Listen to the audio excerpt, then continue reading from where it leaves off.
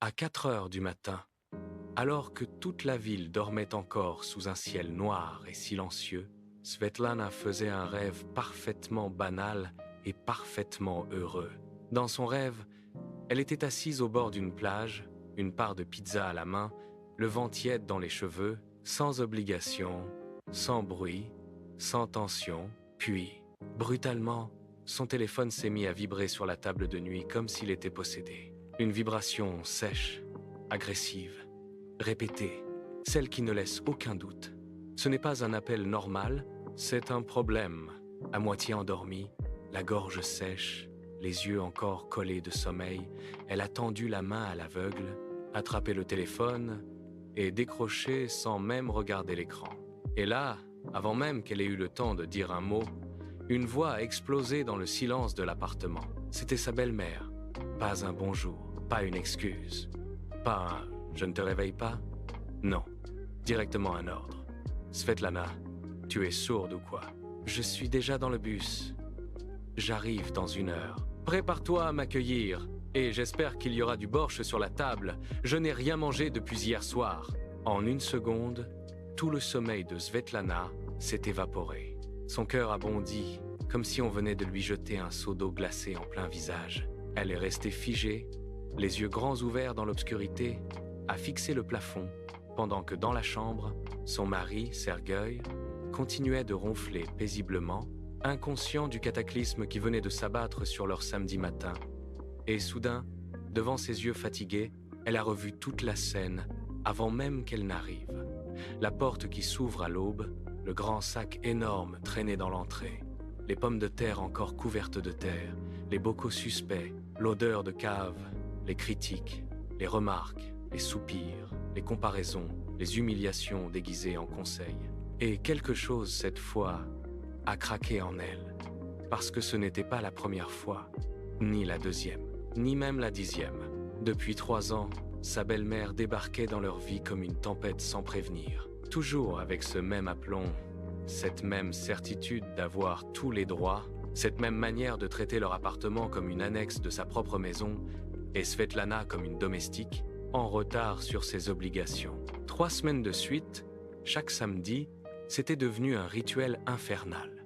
Appel à l'aube, arrivée théâtrale, sac rempli de pommes de terre, bouteille d'alcool maison qu'elle appelait fièrement liqueur artisanale, et bien sûr, la longue litanie des critiques. Les rideaux trop laids, le sol pas assez propre, la soupe trop légère, les épaules de Svetlana trop maigres, les ongles trop longs, les jupes trop courtes, et Sergueï, selon elle, n'était plus un homme, puisqu'il ne réparait pas immédiatement chaque robinet, chaque poignée, chaque ampoule, au moment précis où elle le décidait.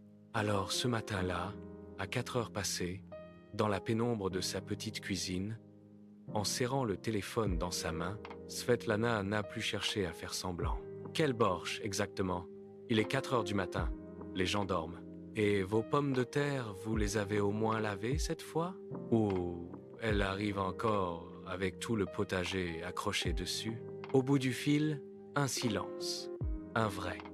Un silence si lourd qu'on aurait pu croire que le bus entier venait de se figer. La belle-mère n'était pas habituée à ça. Pas à ce ton, pas à cette résistance, pas à cette insolence, venue de celle qu'elle considérait depuis toujours comme la petite épouse à remettre à sa place. Puis sa voix est revenue, plus aiguë, plus dure, chargée d'indignation. « Comment ça tu me parles comme ça ?»« C'est moi qui vous apporte de quoi manger, et toi tu me réponds de cette manière ?» Mais cette fois, Svetlana ne s'est pas écrasée. Elle s'est levée, a quitté la chambre pour ne pas réveiller Sergueï, est allée jusqu'à la cuisine et, debout au milieu de la pièce, les cheveux en bataille, le pyjama froissé, l'épuisement transformé en courage brutal, elle a répondu « Alors écoutez bien, Lyubov Petrovna, vos pommes de terre, vous les emmenez au marché. Votre liqueur douteuse, vous la gardez. Et moi, je vais essayer de dormir au moins un peu avant que vous ne débarquiez avec tout votre cirque. » Dans le bus, quelqu'un a probablement étouffé un rire. On imagine très bien la scène. Les passagers éveillés trop tôt, les sacs sur les genoux, la lumière sale du matin, et au milieu, Cette femme rouge de colère, agrippée à son téléphone, humiliée publiquement pour la première fois de sa vie. Mais Svetlana ne s'est pas arrêtée là. Non. 3 ans de frustration ne s'évacuent pas dans une demi-phrase. Et une dernière chose, si vous me réveillez encore à 4 heures du matin, je vous promets que vos pommes de terre finiront au compost. Puis, elle a raccroché. Le silence dans sa cuisine a été immense. Son téléphone sur la table, sa respiration courte, son cœur qui battait comme un tambour. Et pourtant, au milieu de cette tension, il y avait aussi autre chose. Une sensation presque nouvelle. Une sensation de reprise de pouvoir. Elle s'est fait un café. Pas parce qu'elle en avait envie, mais parce qu'après ça, dormir était devenu impossible. Elle s'est assise dans l'obscurité, la tasse chaude entre les mains, et a repensé à tout ce qu'elle avait supporté.